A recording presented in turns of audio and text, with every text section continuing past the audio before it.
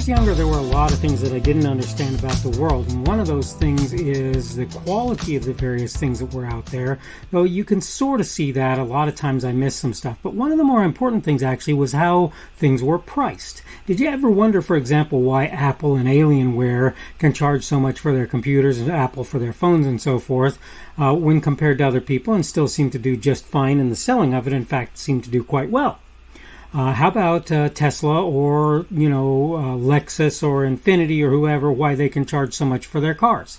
Well, there are a number of reasons, and one of them is that they're a status symbol in every case, but another and a more important reason is a lot of the times they've built a reputation for quality and customer service and various other things that make it so that people are willing to pay the money for those products. So the point is that the pricing of products a lot of the time is based on what the market will bear with regard to those things. But I want to talk about this idea of government and inflation today on the Daily Summation from Kurt's Religion and Politics. I'm your host, I'm Kurt, and today is Friday, the 20th of May, 2022.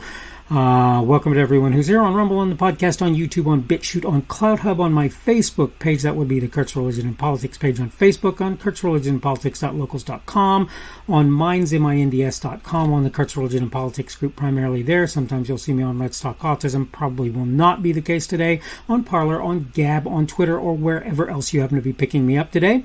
Subject for today is government and inflation, and I'm going to go ahead and go through my notes real quick. Here's an interesting question.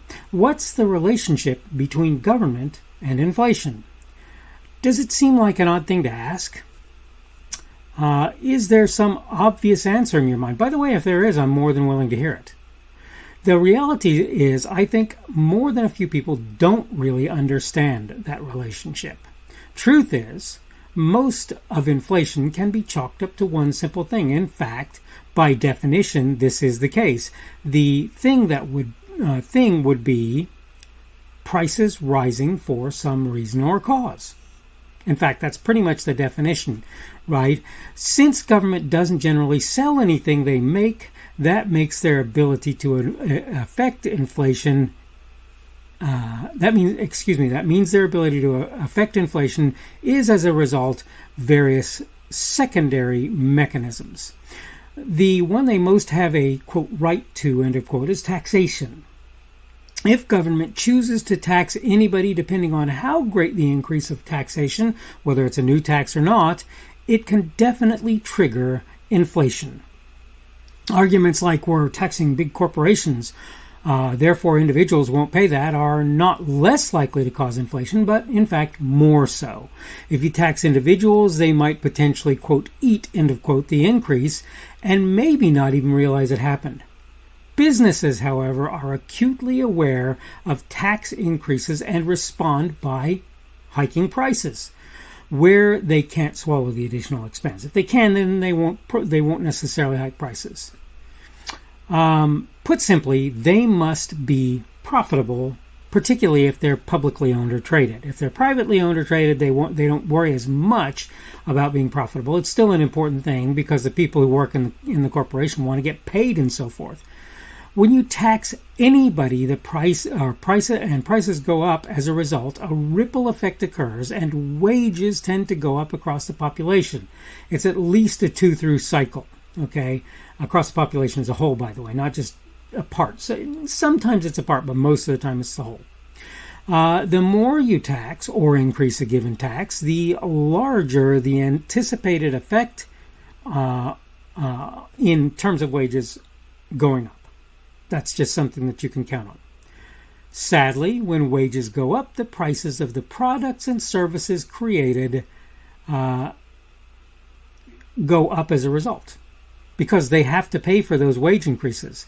Part of that process I've spoken about before. When a person making $10 or $15 an hour suddenly finds him or herself at minimum wage, due to wage increases, reason aside, he or she will demand more money if possible to keep his or her standard of living at least its present level. They don't want to lose on their standard of living. This brings us to labor laws, and most specifically wage laws. Telling some company you're upping the minimum wage almost invariably in the long term, there are other short-term effects we won't get into, at least in this part of the podcast, but will almost invariably cause inflation, since, again, increase in wages typically means a cascade into an increase in prices, so companies can afford to pay their employees according to the new mandated pay.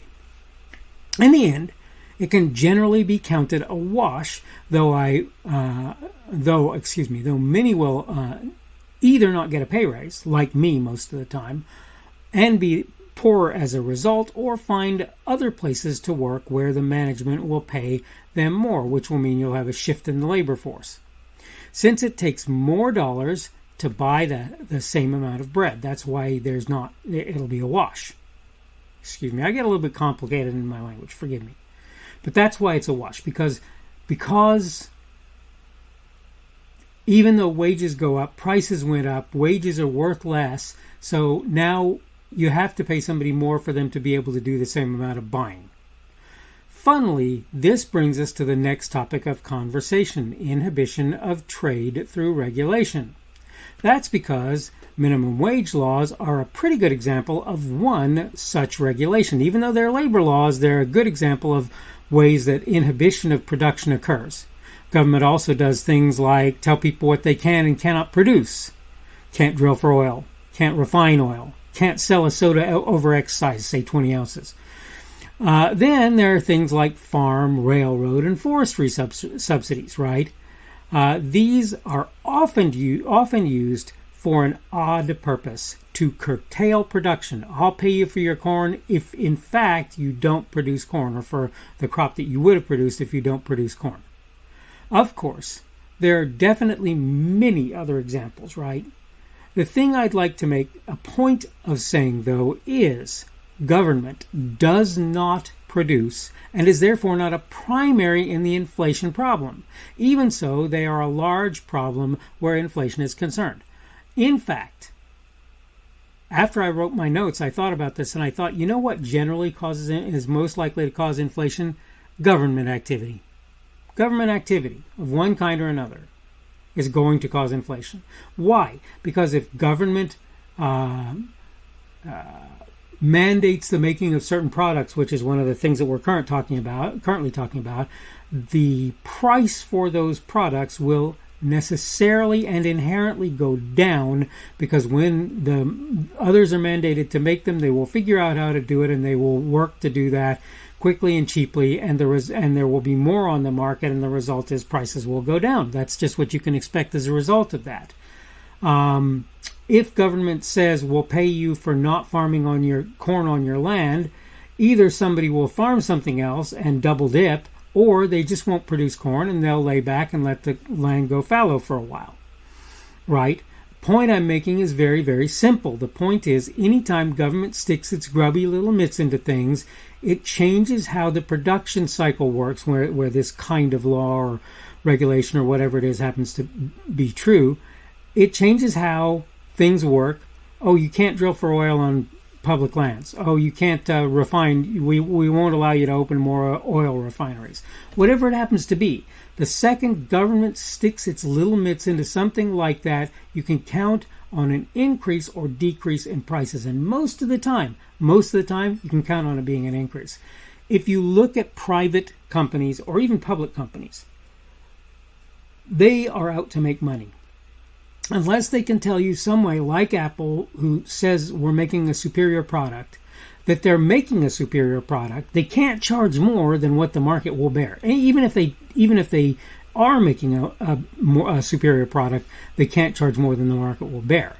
I keep saying, look, you want $50,000 for a car? Dang, I almost paid that much for my house, or I paid a little more than that for my house. Are you really honestly saying I should count that a reasonable thing? I hope you're not. And if you're looking at what's happening, you'll see that lots of people who maybe would have bought used cars before or new cars before will buy used cars now because they can't afford a new car, people.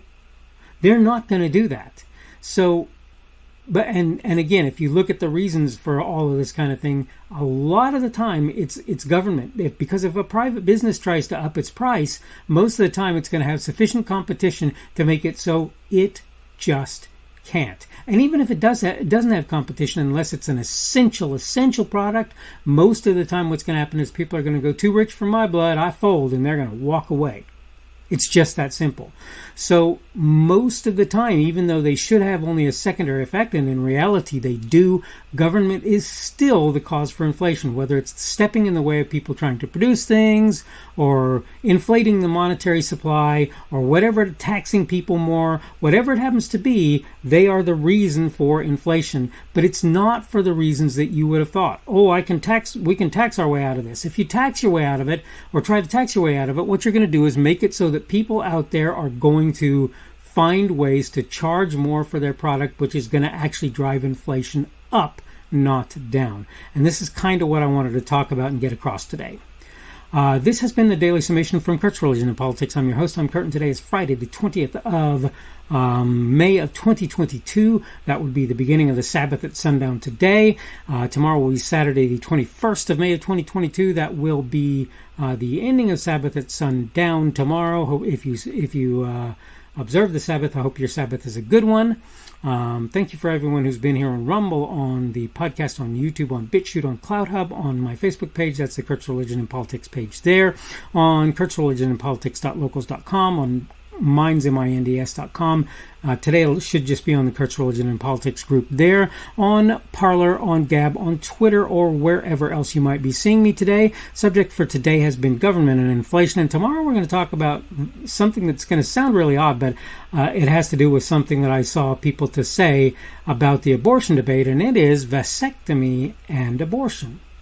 Hope you're having a good day today.